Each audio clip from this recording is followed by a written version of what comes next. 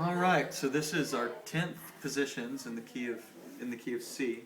A 10th is just a C with a E that's an octave higher. So you have a kind of a third here. We're just going to make that E an octave, and you have a 10th. It works in C because a lot of the strings you can use are open anyway. The only string you have to mute all the time is your D string, and I'm muting that by just letting my finger kind of just slant down and rest ever so slightly on that D string when I'm playing these, okay? And then I let my middle finger ever so slightly just rest on my E string, okay? So I'll strum everything, but two things are always being muted, the low E and the D string. So, and then I'll walk that up. I walk it up the major scale on this string all the way up to the A, and then I'll walk up the major scale on the B string all the way up to the C, and combined it's like this position, this position, this position, this position. And the great thing about it is it's all based on a pattern, and so you have this, and it goes in a pattern all the way down too. Okay, so you can get into that on your own of figuring out the scale here and the scale here, and just getting those patterns, getting your fingers used to those patterns. I'll either leave my pinky on, well, I'll always leave my pinky on, but I'll either go back and forth. I'll play this position like this, and the next position on the D, I'll either play with these two fingers and mute with that finger, or I'll play with these two fingers and I'll bring my thumb over and mute the E. So you can do either one, like that, or you can go.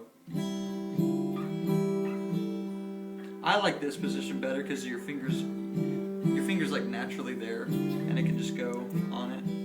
But some people aren't too good at using their fourth and their third finger. So those are tenths. And then you also have in the key of C these nice open positions right in the middle. I'm using the C-G position out of the caged positioning system. So you have a C here in the form of C.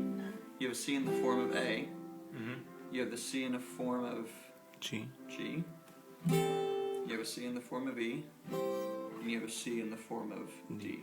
And there are major scales built around each of those positions, okay? And you can learn how to like connect the guitar, and when I was young I learned all those major scales and learned how they all connect, and that's how you start to really know the fretboard. But let's look at some of these positions. So I'll use this open C, and then I'll use a G over B that's right here. Now what I'm doing with that open C is I'm muting that D by just letting my middle finger rest on the D string. And then when I go to the G over B, I'll use that, and I'll use every string but that A, and I have to mute it so it doesn't sound, because there's not an A, and if you don't do it, it sounds, so you gotta mute it.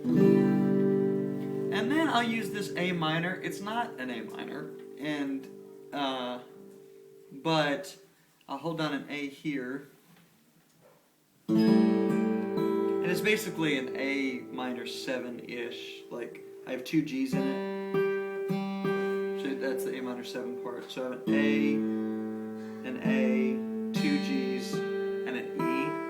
So it's kind of fudged. It's an A minor that's kind of not an A minor, but it works. So I'll just be like, this is my prayer, it's my song, with all that I am. And then I'll go to the F here, that's in a C position. With all that I have. But instead of closing it like that, which is very hard to get to on an acoustic, and the more open strings you can use on an acoustic, the better, I'll just let that E, that G, and that E string ring. It's great if you want this voicing. If you want a true F, it's not going to work for you. Yep. But if you're leading, maybe writing something by yourself and you're like the main instrument and you're causing the voicings, then great. So I use that a lot too, those positions. When I play a D minor, I rarely play this one. I more do this one, the 10th. It has a G in there, so it's like a D sus minor, something like that, if you can say that. But it has a G and an E in there, so it's literally like holding down all 5 notes, But they're in different octaves, so they kind of work. So when I do my song, I'm so in love, I'll do the G here, and I'll do the D minor here. I'm so in. And a lot of the time I play my G, I don't do a true G. I do a G6. So I'll just hold one finger down, mute my A, and just let everything ring. I like the sound of it. Some people, it bugs them that they always hear that E in there. I like it. And so, especially for some of the songs I've written. So I use these two a lot. And then I'll go to that, on the end here, I'm so in love with you. I'll go to that C. Maybe walk it down like this. And then go up to here. You've washed my feet. Go to this G, this F. In mercy. Go to that C. And then I might use those tenths the next time. You die for me. Tenth in the G, tenth in the F. So that I might live. So when I'm in the key of C, it's always a combination of these open chords right here, these open chords right here, and all my tenths. Okay, wow. So there you go.